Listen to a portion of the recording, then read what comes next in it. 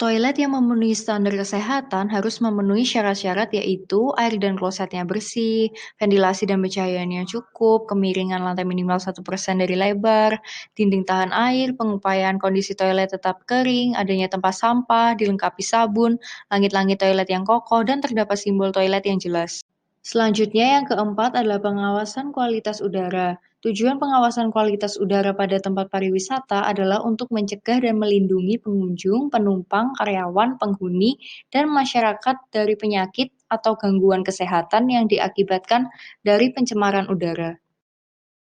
Sumber pencemaran udara dapat berasal dari orang merokok maupun partikel dan debu dari tempat sekitar, sehingga perlu dilakukan upaya pencegahan, yaitu dengan memberikan ruang khusus untuk orang merokok, rajin membersihkan tempat-tempat dari debu, dan menanam tanaman penghijau di sekitar tempat pariwisata. Yang kelima, pengawasan makanan dan minuman di lingkungan pariwisata. Di tempat-tempat pariwisata, tentu banyak kita jumpai banyak pedagang yang menjual makanan atau minuman. Makanan atau minuman yang dijajakan perlu dipastikan kebersihannya dari debu dan vektor yaitu lalat di sekitar tempat pedagang.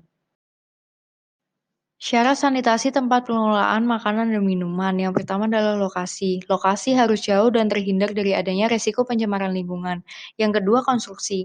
Bangunannya harus kuat dan terpelihara serta memiliki ventilasi dan pencahayaan yang cukup. Yang ketiga adalah air bersih. Berikut adalah ketentuan mengenai makanan dan minuman di tempat pariwisata. Yang pertama, makanan dan minuman yang dipergunakan oleh masyarakat harus didasarkan pada standar dan atau persyaratan kesehatan. Lalu yang kedua, makanan dan minuman hanya dapat diedarkan setelah mendapat izin edar.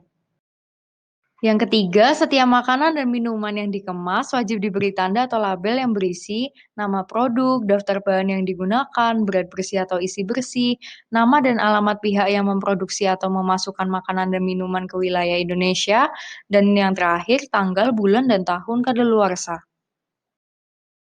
Lalu faktor praktik sanitasi. Praktik sanitasi yang dapat dilakukan yaitu menjaga kebersihan diri, memperhatikan etika bersin dan batuk, mencuci tangan, dan membuang sampah pada tempatnya. Nah, itu tadi penjelasan mengenai sanitasi lingkungan pariwisata. Yuk kita jaga kebersihan lingkungan di tempat wisata.